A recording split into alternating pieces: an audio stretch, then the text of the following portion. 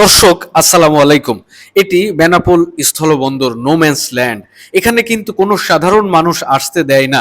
দুই দেশের মাঝখানে একটা ফাঁকা জায়গা থাকে যেখানে কাউকে আসতে দেয় না, সেটিই নোম্যান্স ল্যান্ড। তবে 5 আগস্ট সরকার পতনের পর এখানে বাংলাদেশ সরকার একটু শিথিল করে দিয়েছে।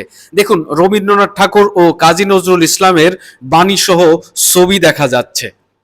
ওই পাশটা হলো ইন্ডিয়ার অংশ, যার নাম হলো পেট্টোপোল। বাংলাদেশের পাশের ইমিগ্রেশনের কাজ শেষ করে ইন্ডিয়ার পাশের ইমিগ্রেশন শেষ করে ইন্ডিয়াতে ঢুকতে হয়। তাদের ইমিগ্রেশন শেষ হলে ইন্ডিয়ার পাশে ঢুকে ভুলেও কারো হাতে কিন্তু আপনি পাসপোর্ট দিবেন না। তারা হয়তো ভয় দেখিয়ে, কিছু দালাল চক্র ভয় দেখিয়ে আপনার পাসপোর্ট হাতে নিতে চাইবে। আপনি হাতে দিলেন তো মরলেন।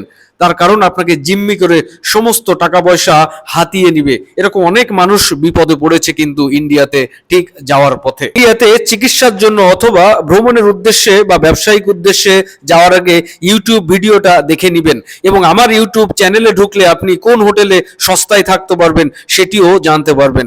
আজকে এই পর্যন্ত, ভালো থাকবেন বন্ধুরা।